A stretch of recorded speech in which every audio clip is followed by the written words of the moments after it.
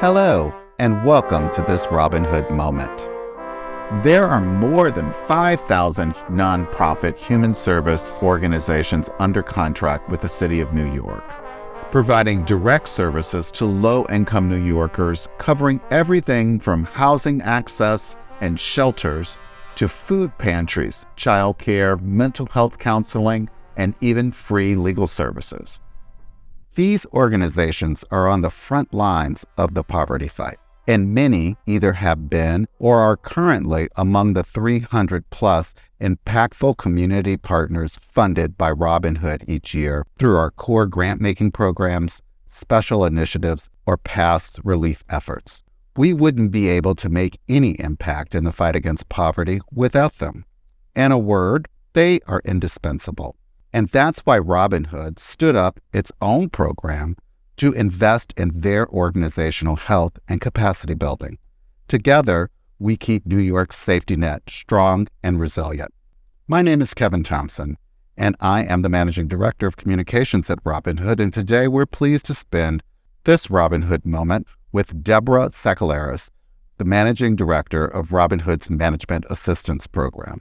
Deborah, I want to just give our audience a little bit of perspective because, as an intermediary funder, we don't actually provide any services. We fund direct service providers, more than 300 across the city of New York and all 5 boroughs. And your office is really charged with promoting the capacity building of these organizations. You spend about $1.8 million a year in grant making and multi-partner initiatives. And last year, I think you all did about $4.9 million in pro bono services to shore up capacity building at nonprofits across the city. Why is this kind of effort so important, and how does it relate to poverty? Great question, Kevin. So many of our funders, including city contracts, they really fund direct service. They do not offer unrestricted dollars to our nonprofits. And as many of us who work in the nonprofit field know, resourcing, overhead, and helping leadership development is critical for the health of an organization. So Robin Hood's model is unique in that we offer not only dollars to cover the capacity building, but we also invest in leadership development initiatives.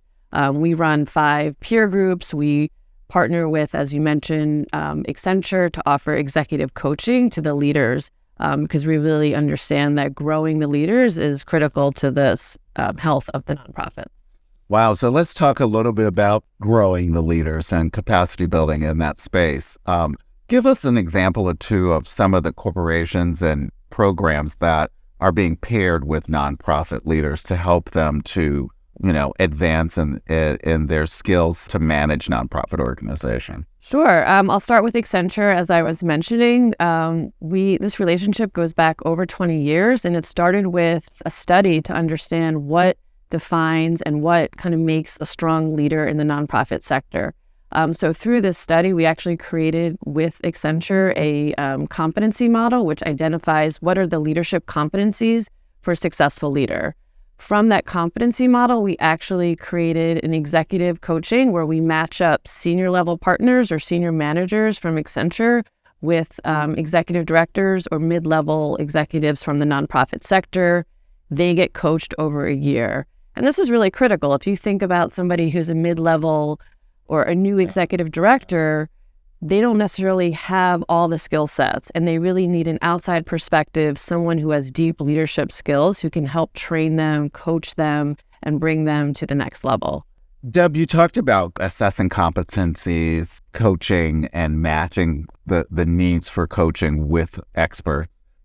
Give us a little sense of how you all do that. Is there a form that's filled out, or are there pre-qualifying sorts of interviews? What sort of process do you go to do that assessment? How do you determine what skill sets are needed for coaching, and how do you make that match? Yeah, so it's a very high-touch program. So it starts with an interview with the leader. First and foremost, we need to make sure that they are somebody who wants to be coached.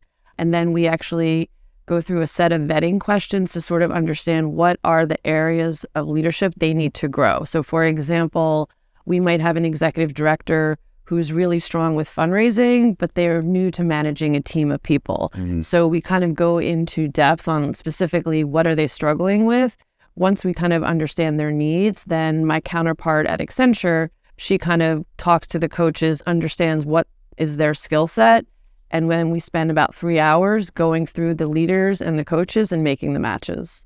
Excellent. So it's a little more high level than what colors your pair. Yes, exactly. Trading. That's awesome. Yeah. Now, is this something that is available to every organization that is a grantee of Robinhood, or are you selected in some way? How does that work? It is open to all the nonprofits as long as you are a current grantee or community partner of Robinhood. We are limited by the number of executive coaches we have a year. We run this program once a year, and we typically match up 12 leaders with 12 Accenture partners. We've actually, in the past 2 years, mimicked this program and launched it with Berkeley Partnership. So we now actually have 2 different corporate partners who are offering this leadership program because it was in such demand. Wow. So about how many organizations over time do you think you will have served? That's a great question. I think the number is getting close to 100. And I think what demonstrates how successful the program is, we have many organizations, once their leader goes through it, they want to nominate someone else from the program. Yeah. Deb, what is new and on the horizon for management assistants over the next year or two? I mean, you've reached sort of a zenith point, almost 100 different organizations served across New York City. You're really helping to build out the capacity of these organizations. What's next? A couple things. One, a real challenge for many of the nonprofits is with this delay of the city contracting. As we know, our policy team, this is something that they're advocating and pushing for. So what we're doing on the management assistance team is we partnered with BDO, and we're doing a landscape analysis to kind of understand and identify who are other smaller lenders out there that could potentially take on and help offer a line of credit to some of the nonprofits who are really struggling with the delayed contracts. So that's something that we're actually working on right now. We're hoping to have some findings and potentially new financial institutions that we can match up with our nonprofits. We are also continuing to think about how do we broaden our pro bono partnerships. This past year, we actually partnered with Paul Weiss, and we offered for the first time a legal health check where we matched up about 15 organizations with lawyers from Paul Weiss. They spent hours kind of each customizing what their legal challenges were, and the lawyers work with the nonprofits to help solve their specific legal challenges. So for example, some nonprofits, they need an outside attorney to look at their employee handbook to make sure that they're meeting all the legal requirements for a nonprofit. So that's one example. Deborah, what are some of the examples or some of the disciplines or challenge areas that the coaches coming through management assistance are helping organizations with? Yeah, so we have about 8 different functional areas that we focus on, including, just to name a few examples, human capital, strategic planning, technology, legal. I will say over the past 2 years coming out of the pandemic, we've seen human capital, just like many private sector organizations, really struggling with recruiting and retaining staff. Additionally, many organizations who had to pause and pivot their programs are now wanting to take a step back and go through strategic planning. So those over the past year, I would say, have sort of ballooned in terms of the demands we're seeing across management assistance. I will just add that in addition to the 8 functional areas, we offer support through paid grants, but we also, as I mentioned, offer pro bono partnerships who will come in and help out with a strategic plan or help out with human capital. So it really runs the gambit. I mean, you are doing everything from strategic planning to financial planning. That's awesome. Do you have a wait list of organizations that, are interested, since your cohorts are, sort of, they're space limited? Yeah, I would say the services are very much in demand. And that's why we've been growing our pro bono partnerships as a way to sort of meet the demands of the nonprofits, because we are a limited team in terms of our resources in-house. So by growing the pro bono partners, we're able to expand the reach of the services we're able to provide to the nonprofits, the Robin Hood community partners.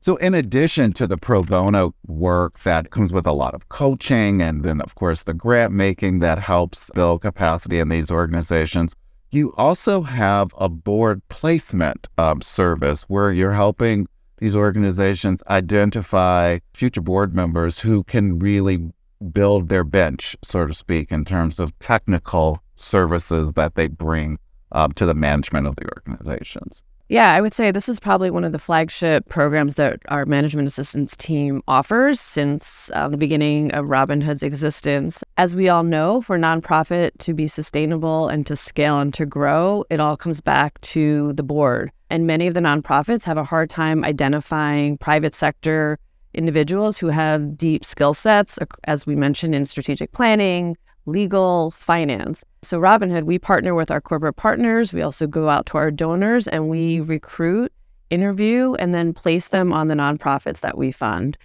Wow, Deborah, how many placements have you done over time? Yeah, I mean, I think since the beginning of the program, we've placed over 400 candidates with the nonprofits that we fund. And in addition to placing the candidates, we actually train them, coach them, and offer support so they learn how to be really strong board members, which is part of the offering of our team. Wow, that's incredible. Board placements, direct grants to organizations for capacity building, coaching, competency assessments, matching people up with coaching mentors. That's really making a big impact on the nonprofit sector in New York City. You guys do great work. We're so proud of you. Thanks for sharing your story with us, Deborah. For more information about Robin Hood and our programs, visit our website at robinhood.org. Thank you for listening today. We'll see you next time.